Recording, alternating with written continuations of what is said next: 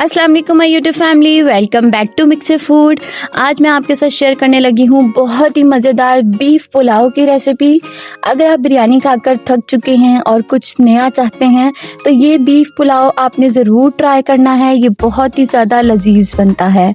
Recipe अच्छी लगे तो रेसिपी को लाइक और शेयर ज़रूर कीजिएगा। चैनल को सब्सक्राइब कर लें ताकि आपके पास अच्छी अच्छी रेसिपी आ सकें।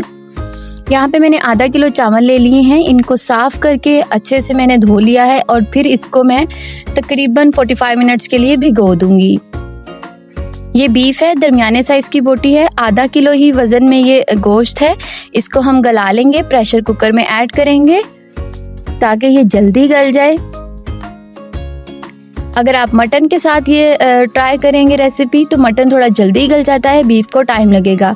यहाँ पे 20 से 25 मिनट मैंने इसको कुक किया था प्रेशर आने के बाद और ये अच्छे से कुक हो गया था। इसके अंदर मैं 1 टीस्पून नमक ऐड कर रही हूँ और 1 टेबलस्पून भरकर अदरक लहसुन का पेस्ट ऐड किया है।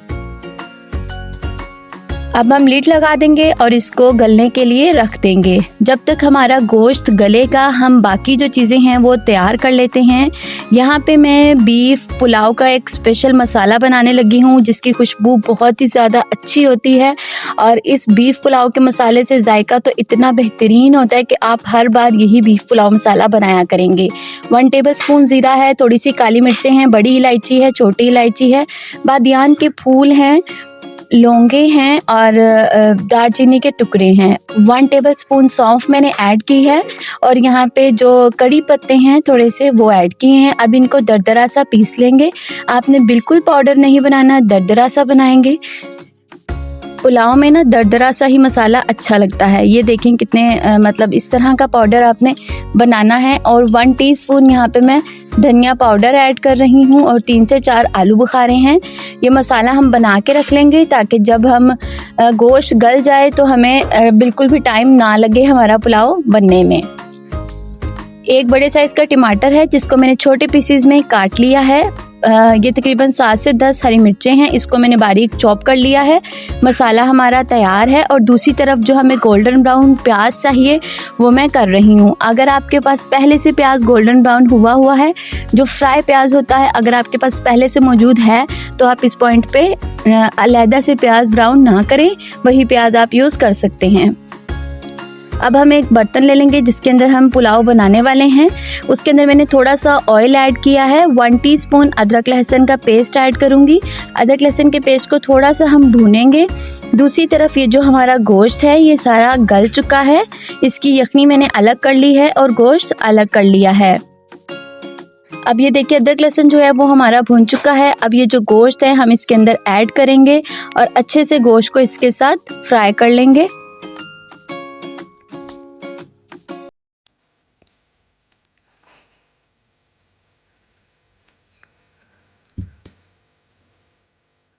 गोश्त ये देखिए फ्राई हो चुका है। अब जो मसाला हमने बना के रखा है वो ऐड कर लेंगे।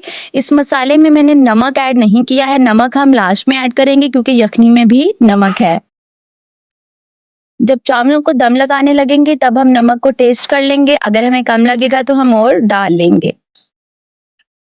मसाले की यहाँ पे थोड़ी सी बुनाई करेंगे, बहुत ज़्यादा नहीं करेंगे। और उसके बाद जो हमने टमाटर और हरी मिर्चें रेडी करके रखी हैं वो ऐड कर देंगे। ये पुलाव बिल्कुल भी फीका नहीं होता है। इसके अंदर जो एक तीखापन आएगा वो जो हमने हरी मिर्चें ऐड की हैं उसके साथ आ जाएगा और ये बहुत ही ज़्यादा ज़बरदस्त होता है खाने में। अगर आप बनाएंगे तो आप खुद ब खुद हैरान रह जाएंगे कि पुलाव इतने मज़े का बनता है। अब हम इसके अंदर थोड़ा सा पानी ऐड करेंगे, इसको कवर करके रख देंगे ताकि जो टमाटर हैं वो सॉफ्ट हो जाएं। ये बहुत ही ज़्यादा खुशबूदार पुलाव बना था और जायके में बहुत ही बेहतरीन था। यहाँ पे मैंने वही थोड़ी सी यखनी ऐड की है, जो गोश्त की यखनी हमने बना के रखी है ना, वही थोड़ी सी यखनी यहाँ पे मैं ऐड कर दूंगी और इसको कवर कर दूंगी ताकि जो टमाटर हैं वो सॉफ्ट हो जाएं।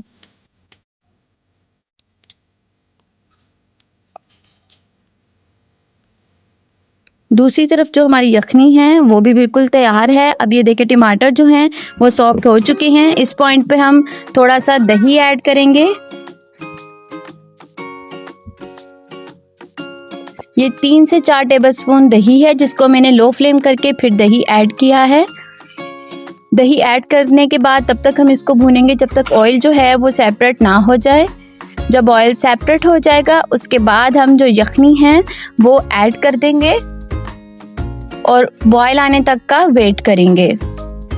जब बॉयल आ जाएगा उसके बाद हम चावल ऐड कर देंगे। अगर आप चाहते हैं आपका पुलाव खिला खिला बने तो आपने चावल डालने के बाद बहुत ज़्यादा हिलाना नहीं है, वरना आपके चावल जो हैं वो टूट जाएंगे। और आपने कोशिश करनी है चावल आपने अच्छे वाले लेने हैं। यहाँ पे मैं स्टीम राइस यूज़ कर रही हूँ ताकि हमारा जो पुलाव है वो खिला खिला बने। जब ऑयल सेपरेट हो गया था, मसाला अच्छे से भून गया, उसके बाद मैंने यखनी ऐड कर दी है। यखनी आपने ऐड करते हुए ध्यान रखना है जो एंड पे थोड़े बहुत ज़रे रह जाते हैं, बारीक बारीक कचरा हड्डी वगैरह, वो आपने ऐड नहीं करना, वरना आपके पुलाव में वो आपको परेशान करेगा जब आप उसे खाएंगे। अभी चावल ऐड कर देंगे। चावल ऐड करने के बाद सिर्फ 1 या 2 बार हिलाएंगे, ज़्यादा नहीं हिलाना, वरना जो हमारे चावल हैं वो टूट जाते हैं। बर्तन को अच्छे से साफ करके सारे चावल मैं डाल दूंगी और अब इसको हाफ कवर कर देंगे और इसको उबाला आने देंगे और पानी खुश्क होने तक वेट करेंगे, फिर हम इसको दम लगाएंगे। इस पॉइंट पर पहले मैंने इसको हिलाने के बाद एक जब बॉयल आ जाएगा उसके बाद हम नमक टेस्ट कर लेंगे।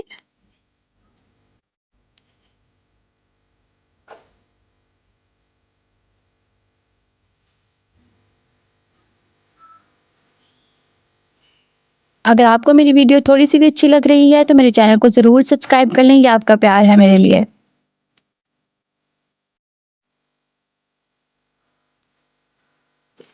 यहाँ पे मैं 1 टीस्पून जो चाइनीज़ नमक है वो ऐड कर रही हूँ और 1 टीस्पून यहाँ पे मैं नमक ऐड करूँगी। आप अपने टेस्ट के अकॉर्डिंग कम या ज़्यादा कर सकते हैं। अब इसको एक बार मिक्स करेंगे और इसको बॉयल आने तक अच्छे से पका लेंगे।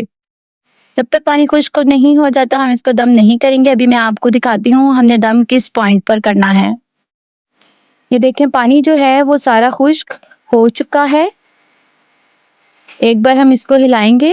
हिलाना अपने चावलों को हमेशा हल्के हाथों से है ताकि जो हमारे चावल हैं वो टूटे नहीं। एक बार हिलाने के बाद हम इसको दम लगा देंगे। 15 से 20 मिनट का दम ज़रूर लगाया करें। और ये जो अगर आपके पास ऐसा लिड है जिसके अंदर सुराख है तो आपने इसको भी कवर कर देना है ताकि जो हमारे चावल हैं वो अच्छे से कुक हो जाएं। ये देखें 15 मिनट के बाद जो पानी था वो सारा ड्राई हो चुका है। ये देखें हमारा दाना दाना किस तरह से पुलाव का खिला हुआ है। लेकिन अभी एक ज़रूरी स्टेप है, वो ये है कि हमने इसके अंदर जो प्याज ब्राउन करके रखा है वो ऐड करेंगे, धनिया पुदीने के पत्ते ऐड करेंगे और 3 से 4 हरी मिर्चें हैं जिनको मैंने कट लगा के रखा था वो ऐड करेंगे। और अब फ्लेम को तो हमने ऑफ कर देना है क्योंकि चावल जो हैं वो हमारे कुक हो गए हैं। उसके बाद ये सारे ग्रीन मसाले हम ऐड करेंगे और इसको कवर कर देंगे ताकि इसके अंदर अच्छी सी खुशबू आ जाए।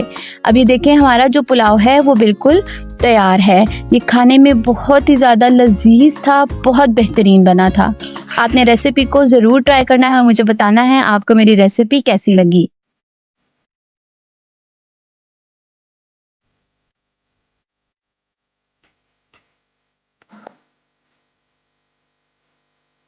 मिलते हैं अपनी अगली रेसिपी के साथ, तब तक अपना ख्याल रखिएगा।